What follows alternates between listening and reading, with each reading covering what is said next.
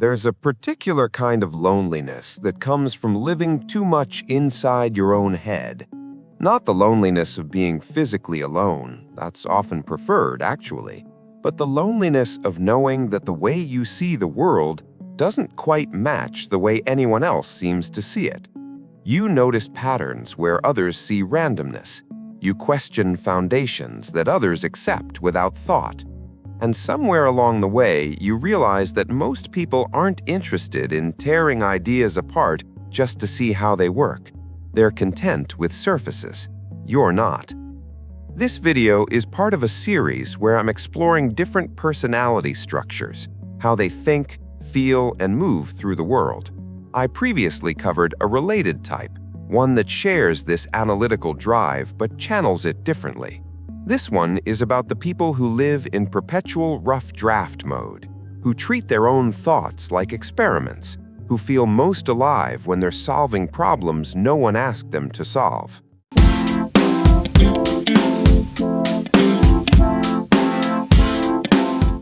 If you're this type of person, your mind doesn't rest. It doesn't move in straight lines either. You think in webs, in branches, in possibilities that split into more possibilities. A single question can send you down a rabbit hole that lasts hours, and by the time you surface, you've forgotten what you were originally doing. This isn't distraction, it's how you process reality.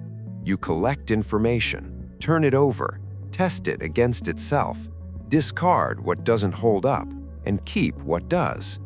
The world is a puzzle, and you're compelled to solve it even when there's no reward for doing so. Most people think out loud. You think in silence. Conversations happen internally first, rehearsed and refined before they ever leave your mouth, if they leave at all. Because once something is said, it's fixed, and you're never quite sure if you've found the right words yet.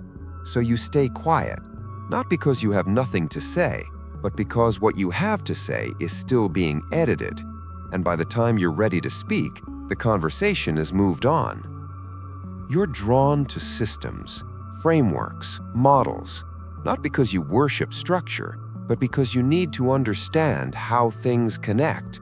You don't accept explanations at face value. You need to know why something works, what assumptions it rests on, where it breaks down.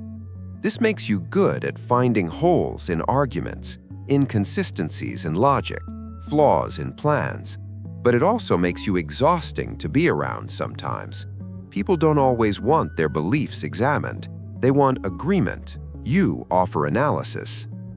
There's a strange comfort in abstraction. Theories feel safer than people. Ideas don't have expectations. They don't require emotional labor. You can take them apart, rebuild them, abandon them, and they won't be offended. People are messier. They want things from you that you don't always know how to give. Reassurance, validation, presence, and you're often somewhere else, even when you're sitting right there.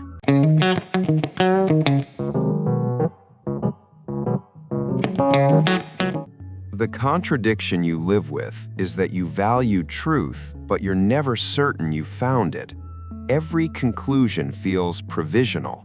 Every belief could be overturned by new information. This makes you flexible in theory, but paralyzed in practice. Because if you're not sure, why commit?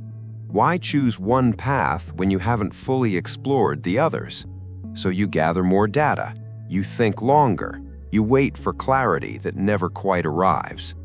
You tell yourself you're being rational, but what you're really doing is avoiding.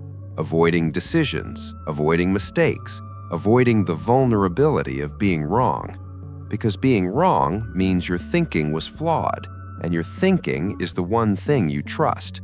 So you refine endlessly, you revise, you hesitate.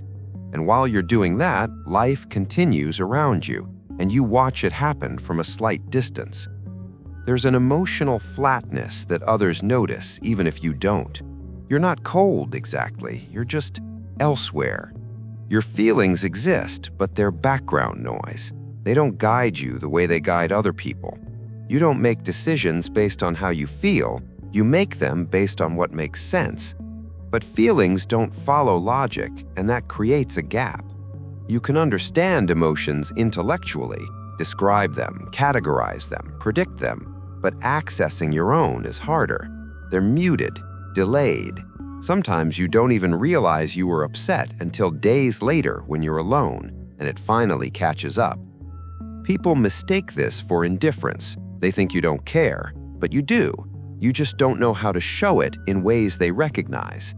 You care by thinking about them, by remembering details, by solving problems they mentioned in passing.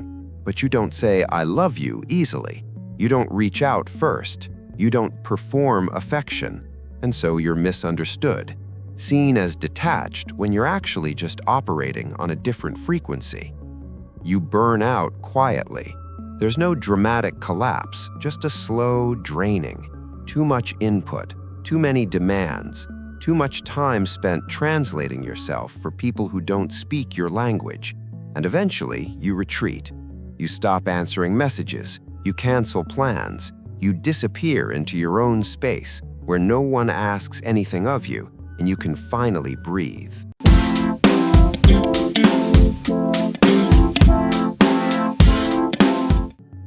Relationships are complicated because you need people, but you also need distance. You crave deep connection, but only with those rare individuals who don't require you to be someone you're not. Small talk feels like torture. Surface-level friendships feel hollow. You'd rather be alone than pretend to care about things that don't matter. When you do connect with someone, it's intense.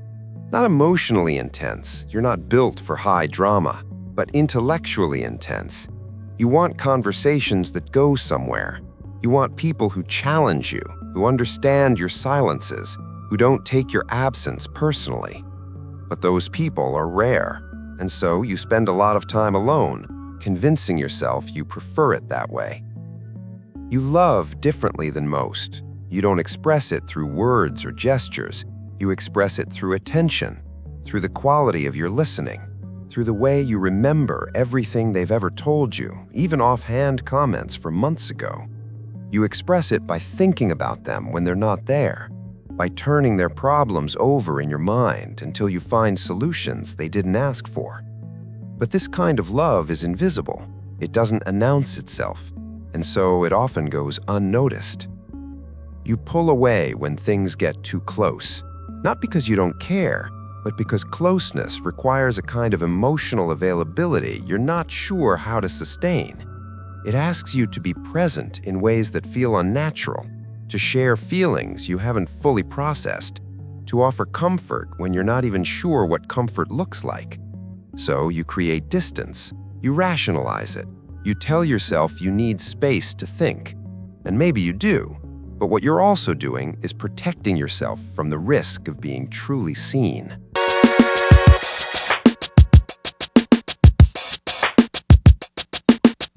There's no fix for being this way, no realization that suddenly makes everything easier. You are what you are, someone who lives primarily in their mind, who processes the world through analysis rather than emotion, who finds peace in solitude and exhaustion in performance. But maybe understanding that is enough. Maybe recognizing the patterns, the retreat, the overthinking, the emotional delay, gives you a little more room to work with them instead of against them. You don't have to become someone else. You don't have to learn to feel differently, or think less, or talk more. You just have to find the spaces where your way of being isn't a problem, where your silence is understood, where your need for distance doesn't mean disconnection. Because the world needs people who question, who think deeply, who don't accept easy answers. It needs people who notice what others miss, who build frameworks others can use, who solve problems no one else even sees as problems yet. You're not broken, you're just rare, and that will always feel a little lonely. But it's also what makes you necessary.